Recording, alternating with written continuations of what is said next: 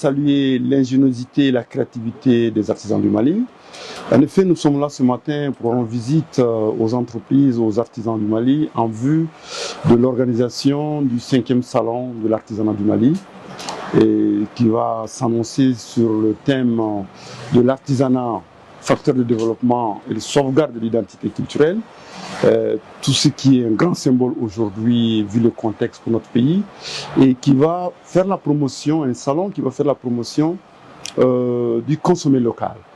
Vous savez, les plus hautes autorités du Mali, dans la vision en 2063, ont voulu bien décliner une grande stratégie sur la promotion du contenu local, du consommé malien. Le salon qui va se dérouler du 27 novembre au 7 décembre va être une occasion de magnifier, de célébrer, mais surtout de mettre en évidence le génie, l'imagination et la créativité de nos artisans. Et alors aujourd'hui, nous avons visité 3 types d'entreprises. Une entreprise structurée, comme vous le voyez, avec plusieurs niveaux, vraiment une industrie, une véritable industrie, comme on l'a dit, l'artisanat est effectivement la base de l'industrie. Et nous avons aussi visité une entreprise intermédiaire qu'on appelle une entreprise émergente dans le domaine de l'artisanat. Et donc c'est la semi-industrie et c'est une entreprise qui travaille avec une bonne finition, mais aussi qui tend vers l'industrialisation totale. Et la 3e série d'artisans que nous allons visiter, c'est les artisans de survie. C'est ceux qui se battent tous les jours, ça commence depuis, c'est le jeune qui fait le cirage aux mécaniciens. Et donc nous allons visiter, discuter, les expliquer un peu l'enjeu de ce salon cette année.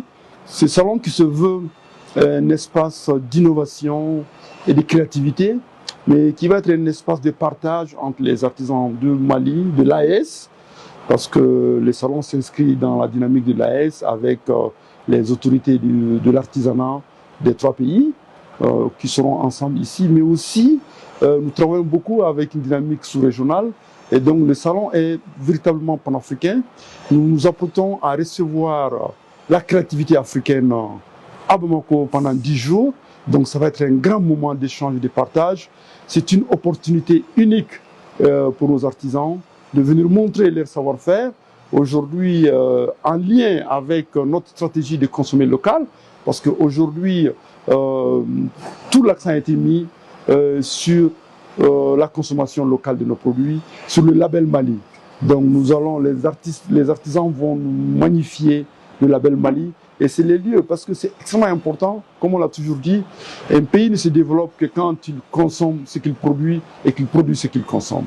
Et je pense que les artisans sont là pour magnifier, mais aussi c'est les lieux de saluer le génie et l'effort et la force de travail de ces artisans. Parce que vous savez, l'artisanat, c'est 40% de la population active, c'est 24,5% du PIB national du Mali. Donc l'artisanat, nous sommes tous des artisans, et je pense que quand l'artisanat va, tout va.